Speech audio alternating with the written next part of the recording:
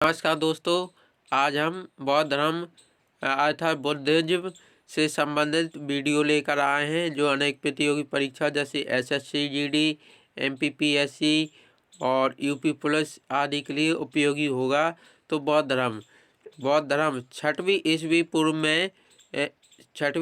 पूर्व या छठवीं शताब्दी में बौद्ध धर्म की शुरुआत हुई थी। छठवीं शताब्दी में बौद्ध धर्म की शुरुआत हुई थी और इसके उद्भव के कारण क्या थे? तो उत्तर वैदिक कालीन धार्मिक नकारात्मक प्रवृत्तियाँ, दूसरा था गौतम बुद्ध का आकर्षक व्यक्तित्व और तीसरा कारण था बुद्ध के द्वारा जनसामान्य की पाली भाषा में उपदेश दिया जाना। तो ये तीन कारण थे उद्भव के।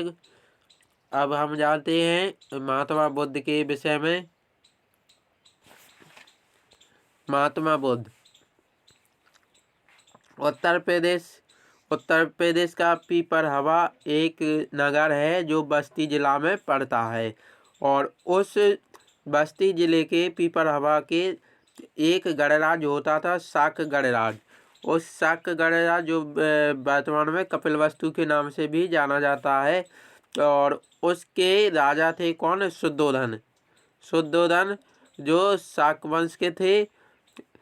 इन्होंने विवाह किया था किससे? कोलिय गणराज की सुभगसेन राजा की पुत्री महामाया से। तो शुद्धोधन का विवाह किससे हुआ था? महामाया से। और महामाया के पिता का नाम क्या था? सुभगसेन, जो कोलिय गणराज्य के राजा थे।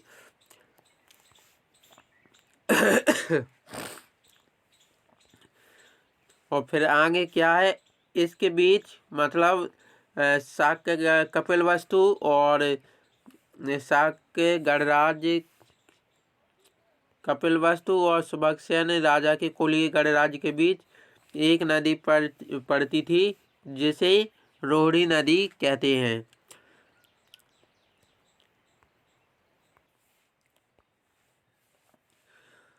और कहा जाता है कि महामाया के सपने में रात्रि के समय सफ़ेद हाथी का बच्चा गर्भ में प्रवेश करता है। तो यह किसका प्रतीक था? गौतम बुद्ध के जन्म का प्रतीक था।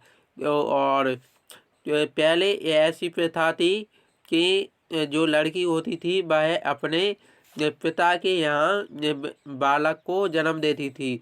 तो उन्होंने कहा कि इन्हें गर्भ हो गया तो महामाया को, तो उन्होंने कहा कि हमें अपने बच्चे को जन्म देना है।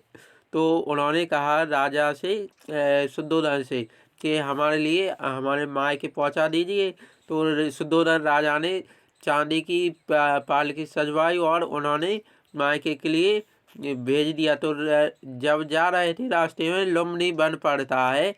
उस लुम्बिनी वन में गौतम सिद्धार्थ का जन्म हुआ था। तो लुम्बिनी वन प्रदेश में रास्ते में ही आम्र वृक्ष के नीचे पुत्र का जन्म हुआ। अब हम आगे देखते हैं। गर्भ में आने का प्रतीक क्या है? सफ़ेद हाथी। और जन्म का प्रतीक क्या है? वृषभ, बैल और कमल का फूल। और पुत्र का जन्म हुआ था जब सिद्धार्थ का, तो जन्म होने के बाद उन्होंने किसने? शुद्धोधन राजा ने अपने यहाँ मतलब पंडितों को बुलाया कि भविष्य इनके विषय में बताइए कि यह कैसा होगा हमारा पुत्र।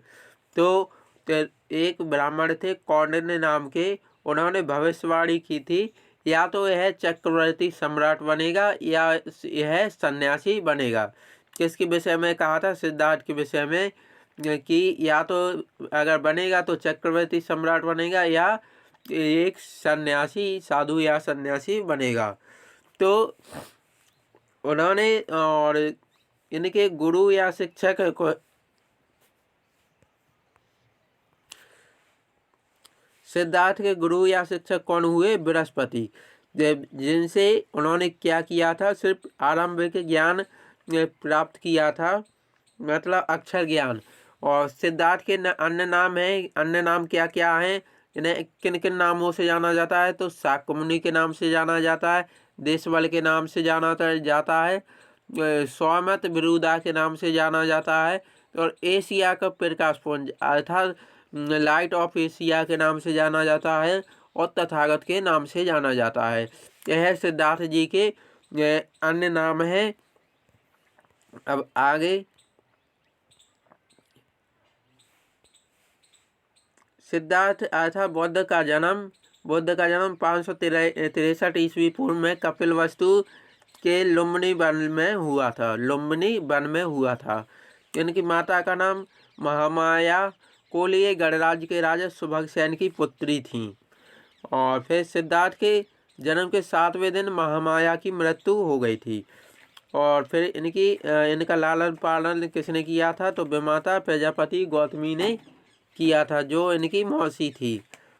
और महाभाग्य क्या है? एक बौद्ध ग्रंथ है, और इसमें 16 वर्ष की आयु में यशोधरा से सिद्धार्थ का विवाह हुआ था। अब हम आगे देखते हैं यशोधरा के अन्य नाम क्या क्या हैं? तो इन्हें किस किस नाम से पुकारा जाता है? बिंबा, गोपा और मृदक्षिणा। आगे है सिद्धार्थ के विवाह के 12 वर्ष बाद पुत्र राहुल का जन्म हुआ था। और राहुल अर्थात राहु का अर्थ क्या होता है? बंधन। तो और आगे है बुद्ध के सारथी का नाम क्या था? चन्ना। सारथी का नाम चन्ना अर्थात छंदक था। और घोड़ा का नाम क्या था? कंथक।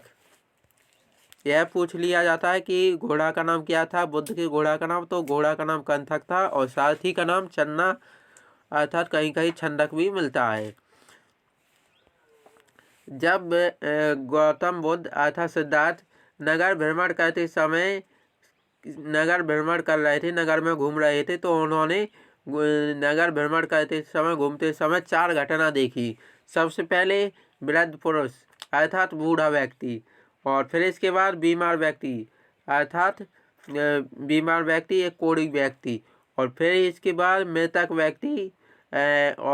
व्यक्ति लाश जिसे सब भी कहा जाता है, और एक पेशा निश्चित सन्यासी। तो गौतम अर्थात सिद्धार्थ ने यह 4 घटना देखी, बूढ़ा व्यक्ति, बीमार व्यक्ति, मृतक और पेशा निश्चित सन्यासी। तो उन्होंने अपने साथी चन्ना से पूछा, सबसे पहले वृद्ध व्यक्ति को देखा कि यह कौन है? तो उसके साथी ने कहा, चन्ना ने कहा कि यह एक बूढ़ा पुरुष है। फिर इसके बाद गौतम अर्थात सिद्धार्थ ने कहा कि मैं भी बूढ़ा हूँगा। तो उन्होंने कहा, चन्ना ने, जो उनके साथी थे सिद्धार्थ के, तो उन्होंने कहा प्रत्येक व्यक्ति बूढ़ा होता है। और फिर इसके बाद बीमार व्यक्ति देखा, तो उसके विषय में भी पूछा कि यह कौन है?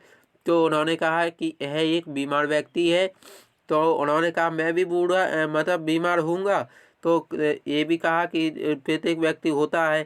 तो फिर इसके बाद मेहता का अर्थात लाश देखी, तो उन्होंने कहा यह कौन है? तो उनके साथी ने कहा कि यह मृतक व्यक्ति है, और बोला प्रत्येक व्यक्ति को जीवन लीला समाप्त हो जाती है, तो यह मृतक हो जाता है।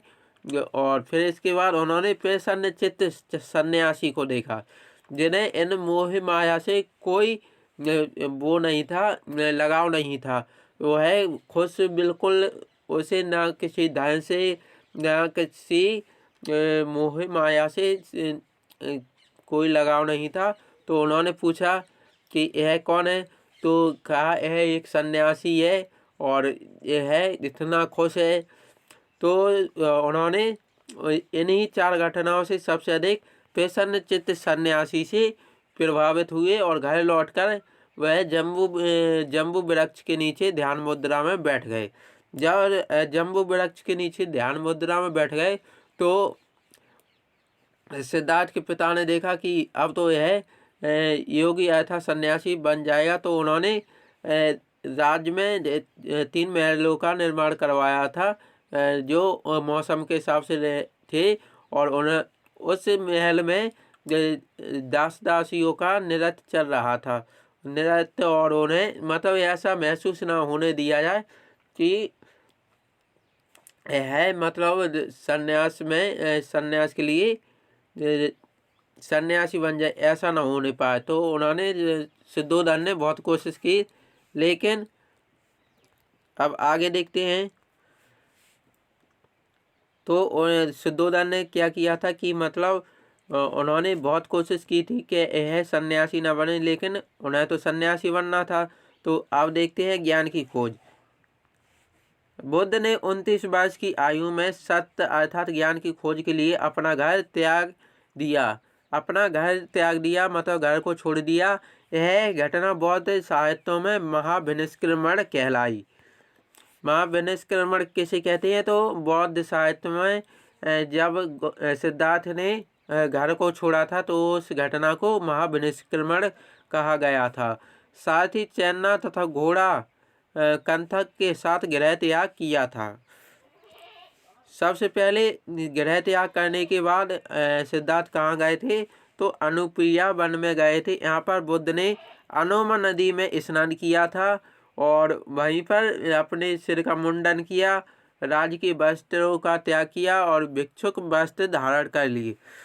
और फिर इसके बाद अनुप्रिया वन के बाद दूसरी फिर गए वैशाली में। वैशाली जो वज्जी महासंघ की राजधानी थी। यहाँ पर बुद्ध ने सांख्य दर्शन के आचार्य आलर कलाम को अपना प्रथम गुरु बनाया।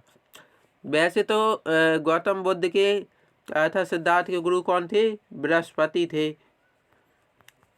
बृहस्पति जिनसे उन्होंने क्या अक्षर ज्ञान प्राप्त किया था, लेकिन वो गुरु उन्होंने मतलब बने बनाए हुए थे। लेकिन सिद्धार्थ ने अपना प्रथम गुरु कैसे बनाया? तो आलर कलाम को अपना प्रथम गुरु बनाया था।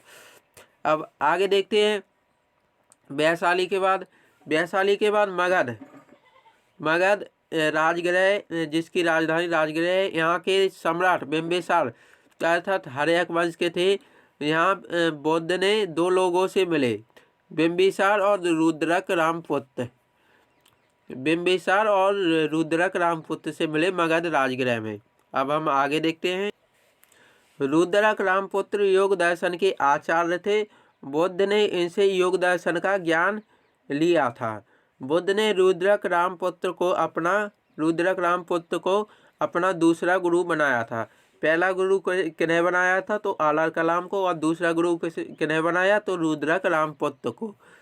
फिर इसके बाद उरुवेला अर्थात सारनाथ गए थे। यहाँ बुद्ध को 5 ब्राह्मण मिले थे, जिनका नाम क्या क्या था? कौंडिन्य, वांज और आंज, इन्हें बप्पा भी बोला जाता है, आशीजेय, मनामा, भद्दिये आदि 5 ब्राह्मणों को अपना गुरु बनाया था।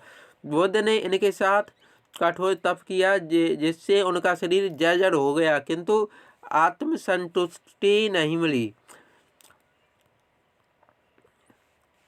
कठोर तप करने के बाद भी सिद्धार्थ को आत्मसंतुष्टि नहीं मिली।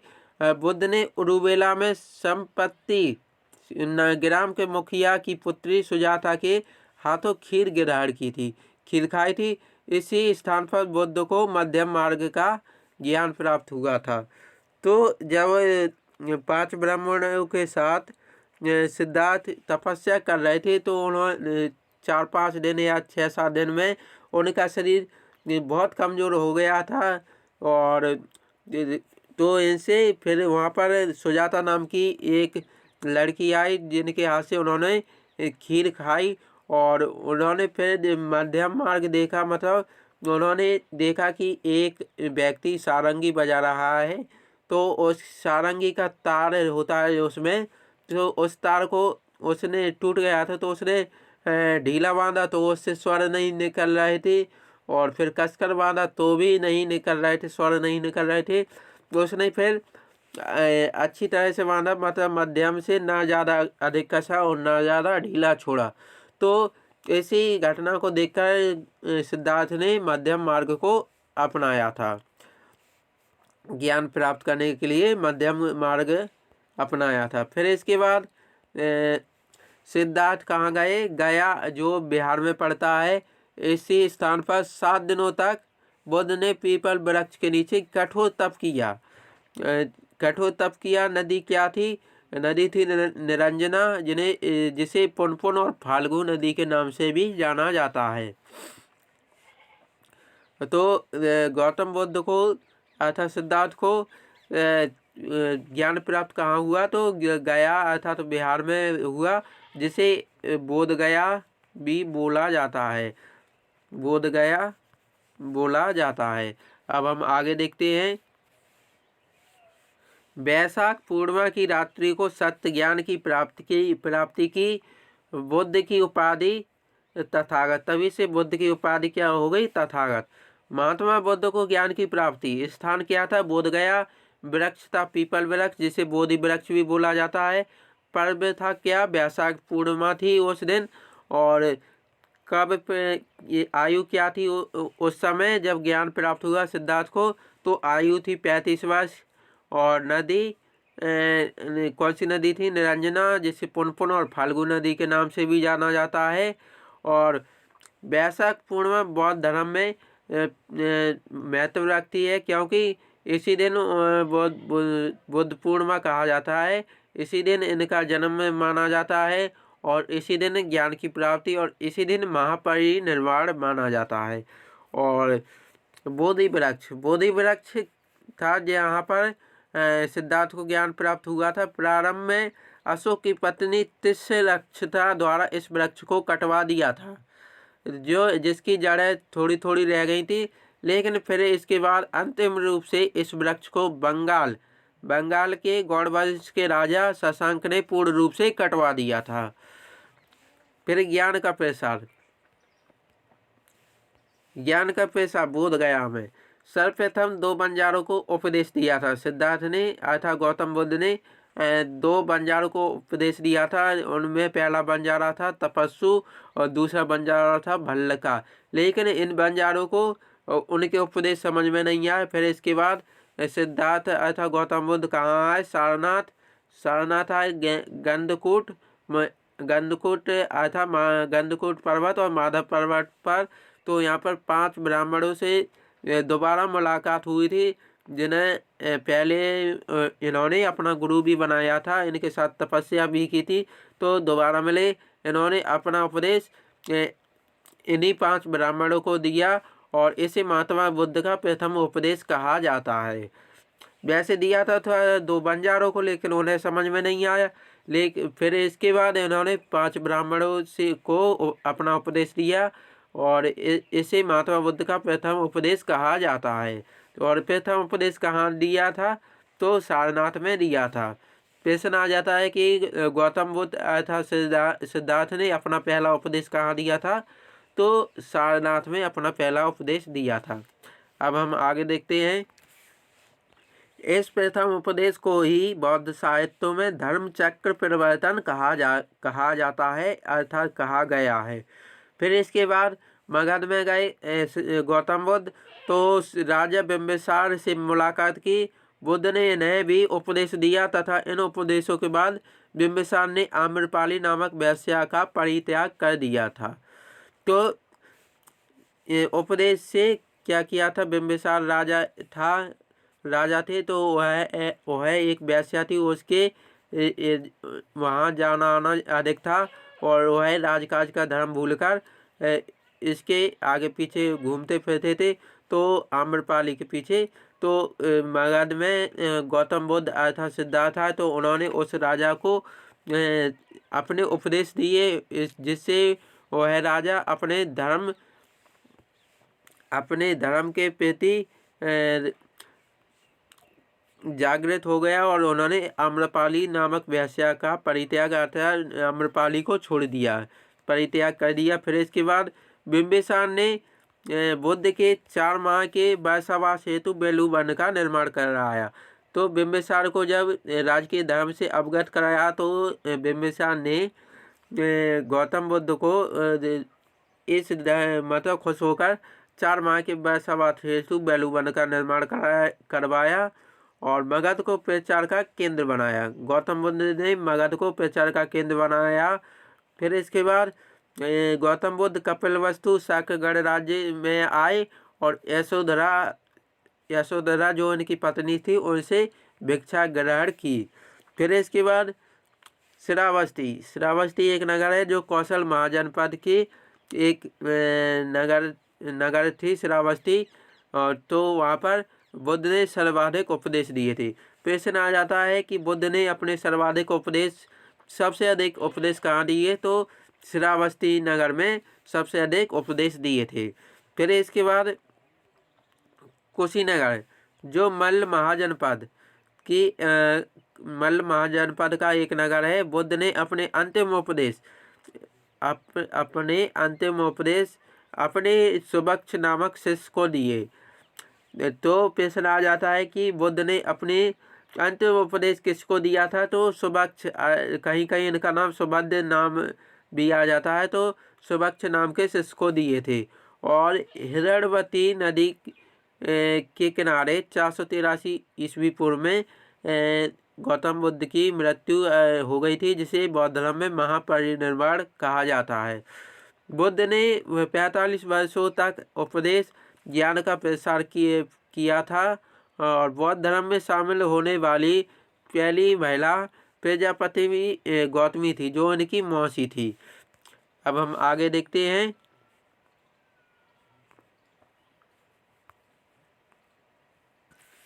अब बौद्ध धर्म की कुछ शब्दावलियाँ हैं। बौद्ध संघ बज्जी महाजनपद के गणतंत्र से प्रेरित था और इसके अध्यक्ष बौद्ध संघ के अध्यक्ष विनयधर कहा जाता है। बौद्ध संघ के अध्यक्ष को क्या कहा जाता था? विनयधर।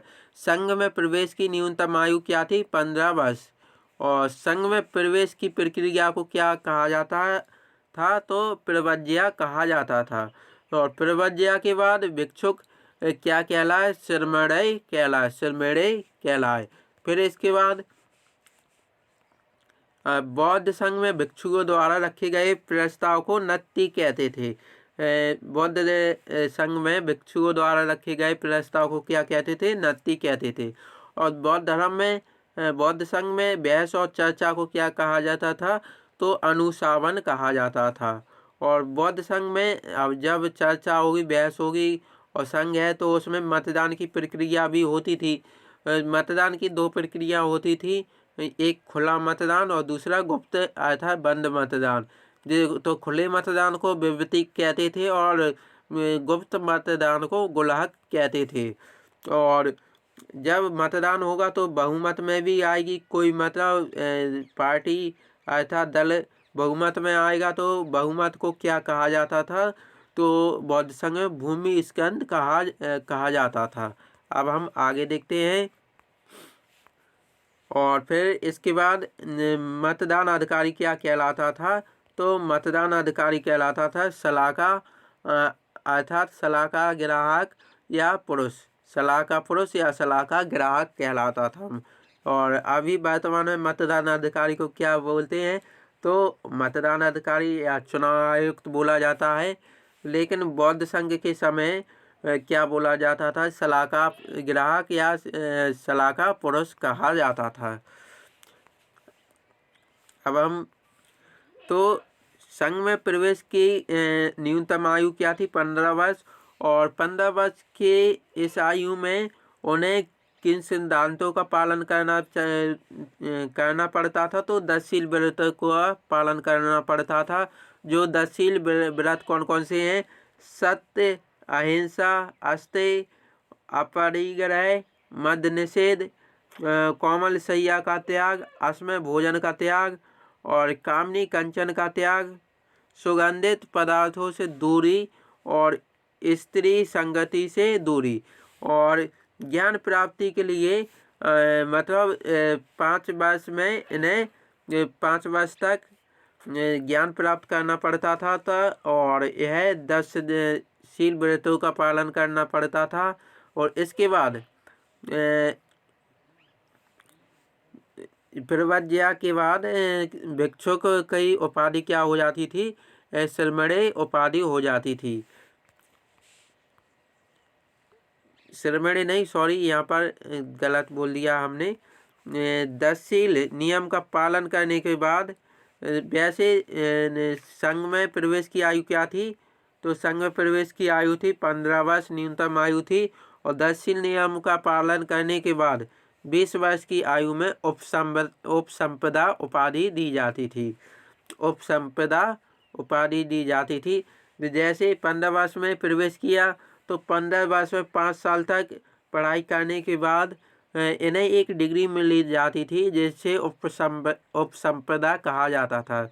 जैसे अभी वर्तमान में ग्रेजुएशन हासिल करते हैं तो 3 साल की ग्रेजुएशन अर्थात स्नातक की उपाधि धारण करते हैं तो हमें BA या BSc या BCom ये डिग्री मिल जाती है। तो उस समय क्या मिलती थी, उपसंपदा की डिग्री मिलती थी। 10 सीलों का नियम पालन करने के बाद 5 वर्ष के पश्चात में मिलती थी। तो दोस्तों यह बौद्ध धर्म से संबंधित वीडियो था। इसका अगला पार्ट हम 1-2 दिन में लाएंगे, उसके लिए थोड़ा इंतज़ार करना पड़ेगा। और बौद्ध धर्म से संबंधित वस्तुनिष्ठ प्रश्न हम पहले ही अपलोड कर चुके हैं, तो उसकी लिंक आपको इस वीडियो के डिस्क्रिप्शन में मिल जाएगी। और अगर आप कुछ हमें वीडियो से संबंधित सुझाव भेजना चाहते हैं तो आपके सुझावों का स्वागत है। कमेंट बॉक्स में आप अपने सुझाव भेज सकते हैं।